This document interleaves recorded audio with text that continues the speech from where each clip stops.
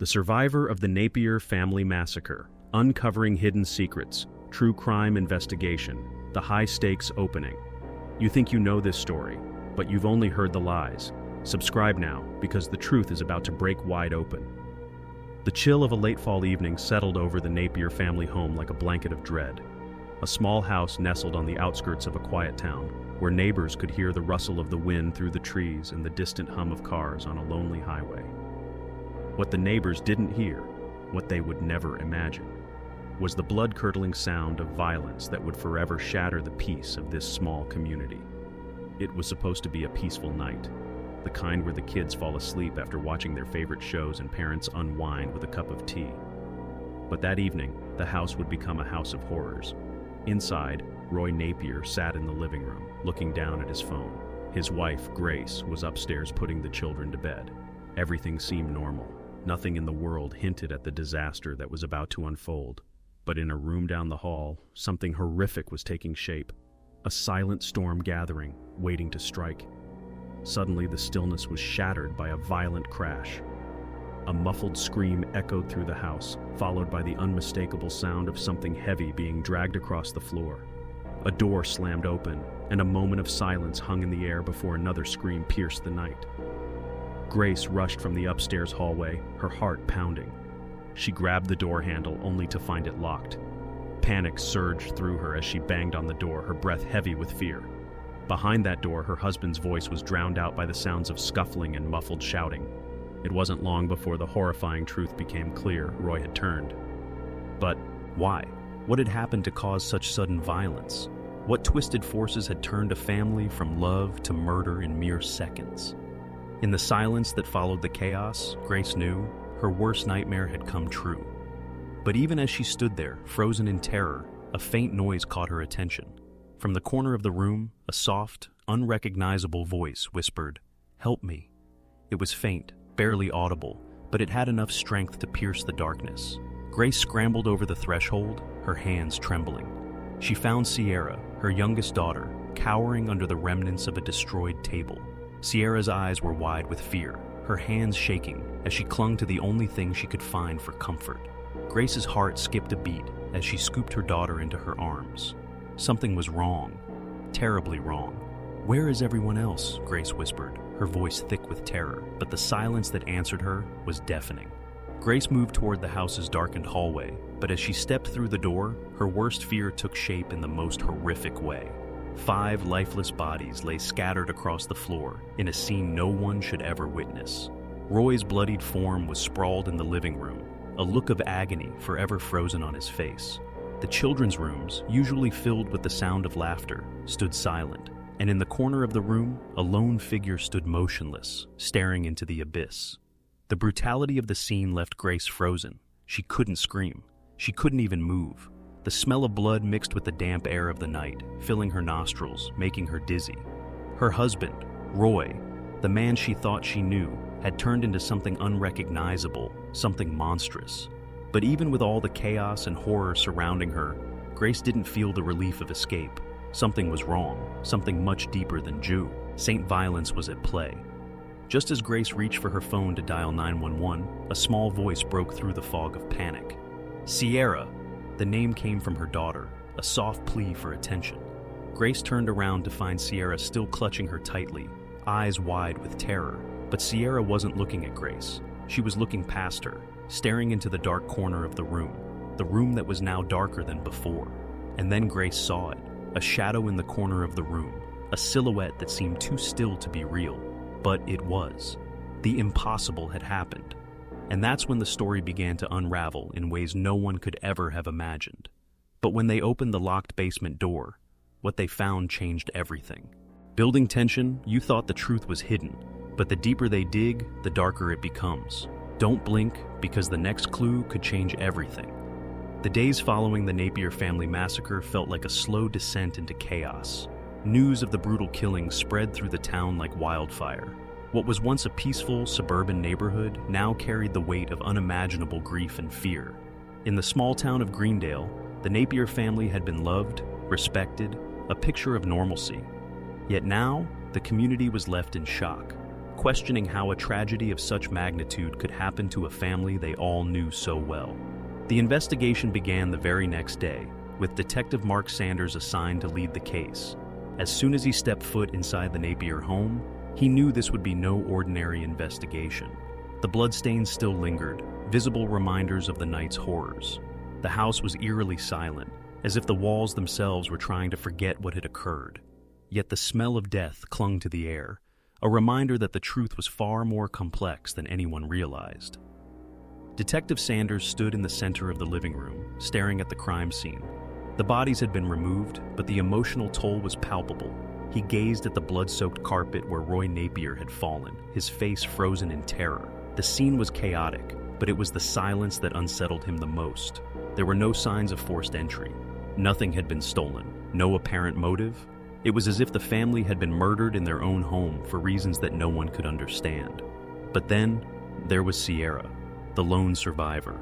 She was barely 8 years old and had witnessed the entire massacre unfold before her eyes.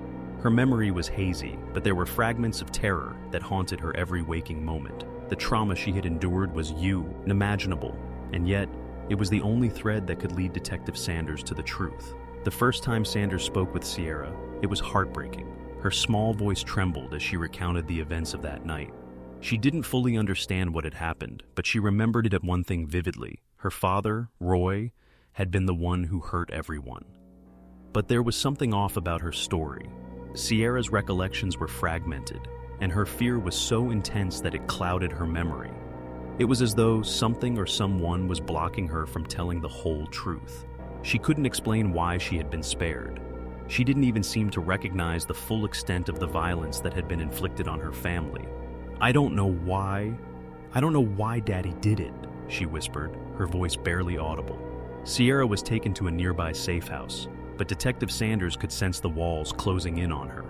He began to wonder if there was more to the story than met the eye. How could Roy, a man with no history of violence, suddenly become a cold-blooded killer? What was Sierra hiding? While Sanders focused on the psychological aspects of the case, another team of investigators began digging into Roy's past. The deeper they dug, the more unsettling the details became. Roy had been a loving husband and father, or so it seemed. But there were cracks in the surface. Roy had grown increasingly distant over the past year, according to friends and family. The signs of his unraveling were subtle, but they were there. The first clue came when Sanders uncovered a series of emails between Roy and a mysterious person, someone he had been in contact with regularly for months. The emails were cryptic and unsettling, filled with vague references to debts, threats, and promises of settlement. As Sanders pieced the clues together, it became clear that Roy had been involved in something much darker than anyone had suspected. The second clue surfaced when Sanders spoke with Roy's co-workers at the local construction company. One employee mentioned that Roy had recently withdrawn from work, claiming to have personal issues to deal with. But there was more. The employee said that Roy had been seen having heated arguments with someone in the parking lot just a week before the massacre. The details of those conversations were unclear, but they left a disturbing impression. As Sanders continued his investigation, it became increasingly apparent that there were pieces of the puzzle missing. Roy's financial troubles were worse than anyone had realized, but how far did those troubles go? And what role did Sierra play in all of this? Why had she been spared? And then, just as Sanders was beginning to make sense of the tangled web, a discovery in the basement of the Napier home changed everything. While going through the house one last time, a forensics officer called Sanders down to the basement. There, hidden behind a pile of old furniture, was a locked chest. The chest wasn't something Roy had kept hidden for long, but it was enough to send chills down Sanders' spine. He motioned for the officer to open it. What they found inside would be something no one could have predicted. As the chest creaked open, Sanders' heart raced. He could barely comprehend what he was seeing: a stack of photographs, documents, and a letter that was addressed to Roy. It wasn't just the contents that were shocking, but the details of the letter. It wasn't from a friend, it wasn't from a family member, it was from someone who had a hold over Roy's life in a way that no one could have imagined. When they opened the chest, they found more than just secrets. They found the key to the truth, the chilling truth. The deeper they dug, the more twisted the web became, but no one could have predicted just how dark the truth would be. The chest in the basement, now open and revealing its sinister contents, was just the beginning of what would turn into a horrifying revelation. Detective Sanders stood over the pile of photographs, letters, and documents, his mind racing to make sense of it all. He had expected the case to be complicated, but nothing had prepared him for the depth of the secrets he was about to uncover. The letter, though hastily written, held a chilling message. It was from someone named Evan, someone who had known Roy far too well. The letter was filled with veiled threats, insinuations, and dark promises of something unspeakable.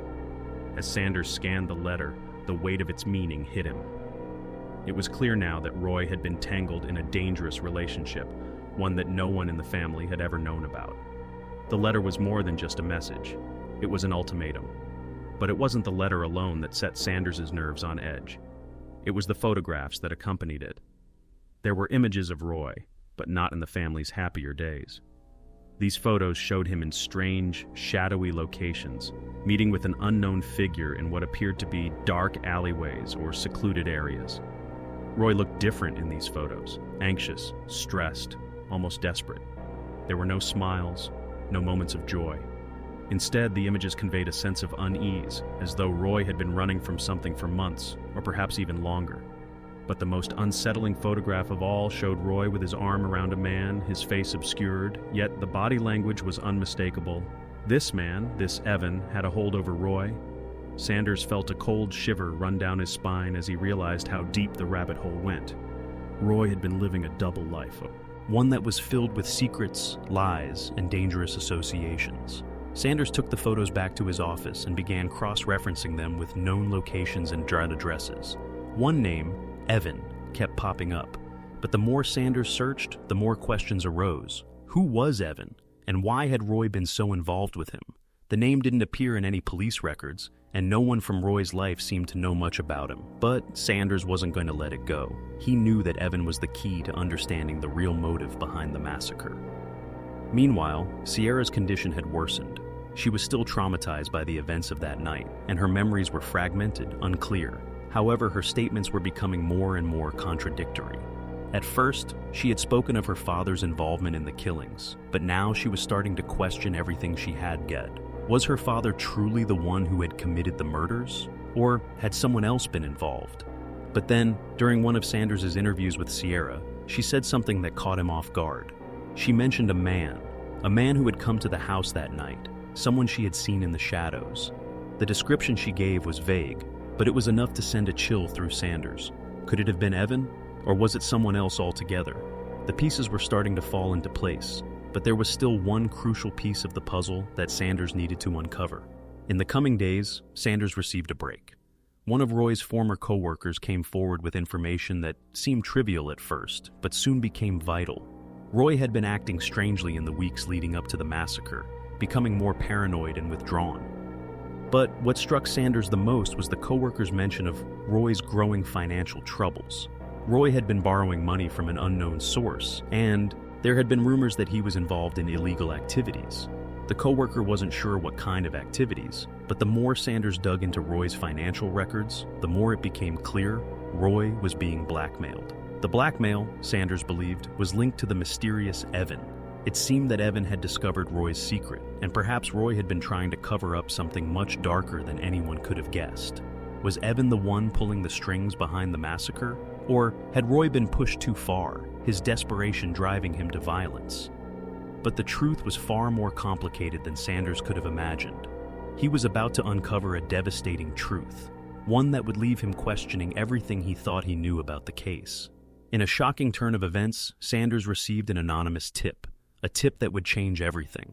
The tipster had information on Evan's whereabouts. He claimed that Evan was not only connected to Roy, but also had a hand in orchestrating the massacre.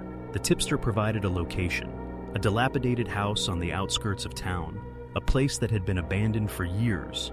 Sanders immediately gathered his team and set out to investigate. As Sanders and his team entered the house, the atmosphere felt oppressive, thick with the remnants of a past long forgotten. The house was abandoned, but there were signs of recent activity, cigarette butts, an old radio playing faint static in the background, and a sense of urgency in the air. They moved cautiously, stepping over debris and into what looked like a small study. There, Sanders found something that made his blood run cold, a series of documents that tied Evan to Roy, and more importantly, to a shadowy criminal organization. But as Sanders turned the page, he uncovered something that left him speechless. A connection to someone he never expected, the Shocked. King Truth was now within reach, and the investigation was about to take an even darker turn. If you thought this story was intense, you're not ready for the next twist. Don't forget to like, comment, and subscribe so you won't miss the shocking conclusion to this investigation. Turn on your notifications. You don't want to miss what comes next.